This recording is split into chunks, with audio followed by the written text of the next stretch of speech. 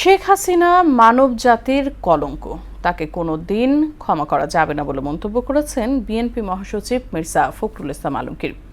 দলের পক্ষ থেকে জুলাই আন্দোলনে শহীদ ও আহতদের পরিবারের জন্য ফান্ড তৈরির কথা জানান তিনি। আর বিএনপির যুগ্ম মহাসচিব শহীদ উদ্দিন চৌধুরী আনি বলেন, গণতন্ত্রের ভিত শক্ত না হওয়া পর্যন্ত আন্দোলন চলবে।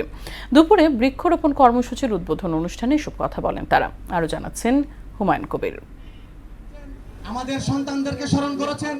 জুলাই গণ অভ্যুত্থানে মাসব্যাপী কর্মসূচির অংশ হিসেবে কৃষক দল ও আমরা বিএনপির পরিবারের পক্ষ থেকে নিহতদের স্মরণে বৃক্ষরোপণ কর্মসূচির উদ্বোধন করেন বিএনপি মহাসচিব মির্জা ফখরুল ইসলাম আলমগীর। আমাদের এই কর্মসূচি চলবে। গণতন্ত্রের শক্ত ভিত প্রতিষ্ঠা না হওয়া পর্যন্ত আন্দোলন চালিয়ে যাওয়ার প্রত্যয় জানান দলটির নেতারা। যতদিন এই দেশ থাকবে, যতদিন এই দেশের মানুষ থাকবে, এই ভূখণ্ড থাকবে, ততদিন আমরা জুলাইকে ধারণ করব। যতদিন বাংলাদেশ থাকবে, বিএনপি প্রতি বছর এই কর্মসূচি পালন করবে। এই লড়াই সংগ্রাম আমাদেরকে আরো বেশি চালিয়ে যেতে হবে, যতক্ষণ পর্যন্ত আমরা সত্যিকার অর্থে একটা গণতন্ত্রের শক্ত ভিত প্রতিষ্ঠিত করতে না পারি। এ সময় জুলাই আন্দোলনে ছাত্র জনতার উপর চালানো নৃশংসতার নিন্দা জানিয়ে বিএনপি মহাসচিব বলেন, শেখ হাসিনা মানব জাতির কলঙ্ক, তাকে কোনোদিন ক্ষমা করা যাবে না। যাদের বেতন আসে আমাদের প্রত্যেকের ট্যাক্সের টাকা থেকে, তারা আজকে আমার ছেলেকে হত্যা করছে, পুড়িয়ে মারছে।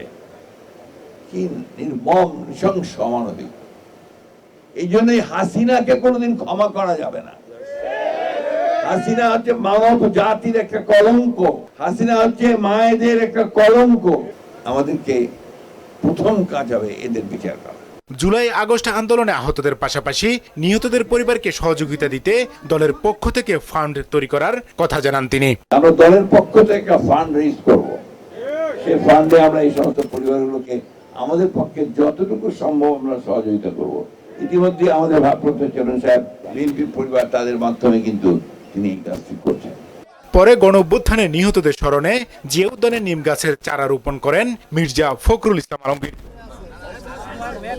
হুমায়ুন কবির, মোহনা সংবাদ, ঢাকা।